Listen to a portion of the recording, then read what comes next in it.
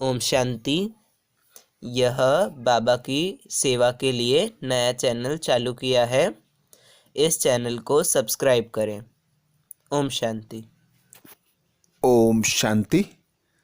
आज दिनांक 3 मार्च 2022 बाबा ने महावाक्य में हम बच्चों को जो वरदान दिया, वरदान का मनन कर उसका स्वरूप बनेंगे। बाबा वरदान में बोले, परमात्म प्यार में धरती की आकर्षण से ऊपर उड़ने वाले माया पुरुष भाव। आज बाबा हम बच्चों को माया पुरुष भाव का वरदान दे रहे हैं। वरदान में बाबा कह रहे हैं, परमात्म प्यार में धरती की आकर्षण से ऊपर उड़ने वाले माया पुरुष भाव। डिटेल में बाबा बोले, परमात्म प्यार धरनी की आकर्षण से ऊपर उड़ने का साधन है। जो धरनी अर्थात देह अभिमान की आकर्षण से ऊपर रहते हैं, उन्हें माया अपनी ओर खींच नहीं सकती। अर्थात बाबा आज हम बच्चों को माया की टचिंग से उपराम रहने की युक्ति बता रहे हैं कि जो बच्चे परमात्म प्यार की धरनी में अपने मन और बुद्धि को रखते हैं, अर्थात इस 5 तत्वों की धरनी से ऊपर परमात्म प्यार में खुद के मन बुद्धि को लगाकर रखते हैं, वे सदैव ऊपर उड़ते रहते हैं। जिस प्रकार हम देखते हैं, बारिश में बचने के लिए रेनकोट होता है, गर्मी से बचने के लिए छाता होता है, उसी प्रकार 5 विकारों से, 5 तत्वों से उपराम रहने का साधन बाबा बताते परमात्म प्यार।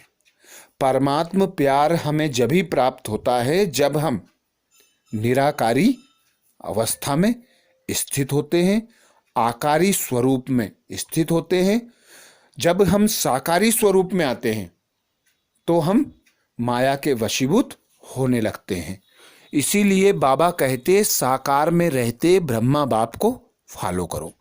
जिस प्रकार ब्रह्मा बाप भोजन करते, चलते फिरते, उठते बैठते हर समय पिता परमात्मा की याद में मगन रहते थे, फरिश्ता स्वरूप की अनुभूति कराते थे, ऐसे ही हम बच्चों को इस 5 तत्वों की धरनी से उपराम रहने के लिए परमात्म प्यार सदा साथ रखना है।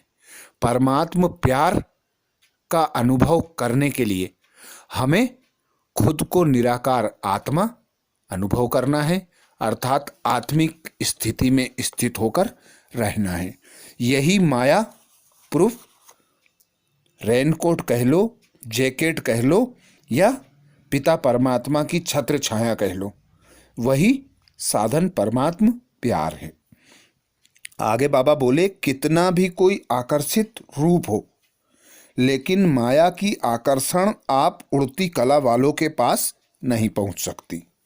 जैसे रॉकेट धरनी की आकर्षण से परे हो जाता है, ऐसे आप भी परे हो जाओ।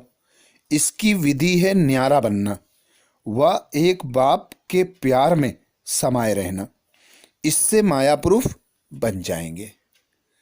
मायाप्रूफ बनने की युक्ति बाबा बताते, रॉकेट के समान उपराम रहो, धरनी के आकर्षण से उपराम रहो। कैसा भी धरनी का आकर्षण हो, कैसा भी रूप हो, चाहे दैहिक संबंध हो, चाहे कर्मों के बंधन हो, चाहे कुछ सुख सुविधा के साधन हो या कुछ खाने की वस्तु हो, वे हमें अपनी ओर आकर्षित करती हैं जब हम देहभान में होते हैं। तो बाबा की श्रीमत, देहभान से सदा उपराम रहकर परमात्म प्यार के झूले में झूलते रहो। परमात्म प्यार के झूले में झूलने के लिए परमात्मा सदा निराकार है। उस निराकार पिता परमात्मा को याद करने के लिए, उससे टच रहने के लिए, उसके प्यार की अनुभूति करने के लिए सदा निराकार आत्मिक स्वरूप में खुद को अनुभव करना कि मैं एक आत्मा निराकार हूँ, भ्रकुटी के मध्य विराजमान हूँ, मेरा पिता परमात्मा मेरा साथी सहयोगी, भाई, पिता, बाप, टीचर, सदगुरु, सब कुछ। तो वही स्मृति रहे कि करावनहार बाप मुझसे कर्म अर्थ इस धरा पर अवतरित किया है। जब भी कर्म करना, इन कर्मेंद्रियों का आधार लेना, कर्म करते भी पिता परमात्मा से मन बुद्धि लगी रहे। तो माया का कैसा भी रूप हो, 5 तत्वों का कैसा भी आकर्षण हो, हमें टच नहीं कर सकता। तो बाबा की श्रीमत उपराम रहने के लिए खुद को निराकार आकारी अनुभव करते रहना, सदा अभ्यास करते रहना, आकारी, साकारी और निराकारी। स्लोगन में बाबा बोले, स्व स्थिति को ऐसा शक्तिशाली बनाओ जो परिस्थितियां उसे नीचे ऊपर ना कर सकें। स्व स्थिति को ऐसा शक्तिशाली बनाओ जो परिस्थिति उसे ऊपर नीचे ना कर सकें। स्व स्थिति अर्थात मैं आत्मा पिता परमात्मा की श्रेष्ठ संतान हूँ, ब्रह्मा मुख वंशावली श्रेष्ठ ब्राह्मण हूँ, इस धरा पर पूर्वज आत्मा हूँ, इस परिवर्तन की आधारमूर्त आत्मा हूँ। तो मैं आत्मा कोई भी कर्म करते, कोई भी बोल बोलते, कोई भी संकल्प करते, सदा यही स्मृति में रहूं कि मैं सर्वशक्तिमान पिता की मास्टर सर्वशक्तिमान संतान हूं। तो कोई भी परिस्थिति हमारी स्थिति को ऊपर नीचे नहीं कर सकती। आज बाबा ने महावाक्य में जो सार सुनाया, सार का मनन करेंगे। बाबा बोले, मीठे बच्चे, बाबा आए हैं तुम्हें सच्चा सच्चा वैष्णव बनाने। तुम अभी ट्रांसफर हो, काले से गोरे बन रहे हो। मीठे बच्चे, बाबा आए हैं तुम्हें सच्चा सच्चा वैष्णव बनाने। तुम अभी ट्रांसफर हो, काले से गोरे बन रहे हो। प्रश्न किया बाबा ने, सर्व की कामनाएं पूर्ण करने वाले आप बच्चों का टाइटल क्या है? तुम्हें कौन सी कामना पूर्ण करनी है? सर्व की कामनाएं पूर्ण करने वाले आप बच्चों का टाइटल क्या है? तुम्हें कौन सी कामना पूर्ण करनी है? उत्तर में बाबा बोले, तुम सर्व की मनोकामनाएं पूर्ण करने वाले जगत अम्बा के बच्चे कामधेनु हो। सभी की कामना है हमें मुक्ति, जीवन मुक्ति मिले। तो तुम जगत अम्बा, जगत पिता के बच्चे सबको मुक्ति, जीवन मुक्ति का रास्ता बताते हो। यही तुम्हारा धंधा है। गीत सुनाया बाबा ने, अम्बे तू है जगदम्बे। मुख्य धारणा में बाबा ने पॉइंट बताया। पहला, पूज्य बनने का पूरा पुरुषार्थ करना है, अपनी पूजा नहीं करानी है। आत्मा और शरीर दोनों पवित्र होंगे तब ही पूजनीय लायक बनेंगे। पूज्य बनने का पूरा पूरा पुरुषार्थ करना है, अपनी पूजा नहीं करानी है। आत्मा और शरीर दोनों पवित्र होंगे तब ही पूजनीय लायक बन सकेंगे। दूसरा पॉइंट बाबा बोले, होशियारी से समझदार बन, कल्याण की भावना रख, सेवा करनी है। देवीय गुण वाला सच्चा वैष्णव बनना है। होशियारी से समझदार बन, कल्याण की भावना रख, सेवा करनी है। देवीय गुणों वाला सच्चा वैष्णव बनना है।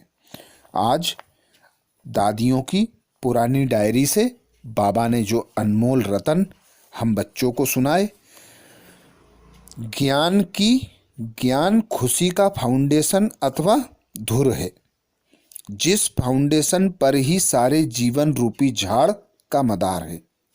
अगर फाउंडेशन पक्का नहीं तो वह खुशी अल्पकाल के लिए हो जाती है। जैसे मायावी मनुष्य कहते हैं कि हम खुशी में हैं क्योंकि हमारे पास सब धन पदार्थ मौजूद हैं, परंतु हम जानते हैं कि उन्हें सर्वदा के लिए स्थायी खुशी नहीं रह सकती, क्योंकि इन्हों के पास ज्ञान का फाउंडेशन ही नहीं है। यह तो ऐसे ही हुआ जैसे कोई साहूकार किसी फल का माल निकाल आपे ही खा लेवे और उसका छिलका फेंक देवे, जिससे कोई गरीब उठा ले और उसे देख खुश हो जाए कि हमारे पास भी माल है। परंतु वास्तव में माल मालिक खा जाता है।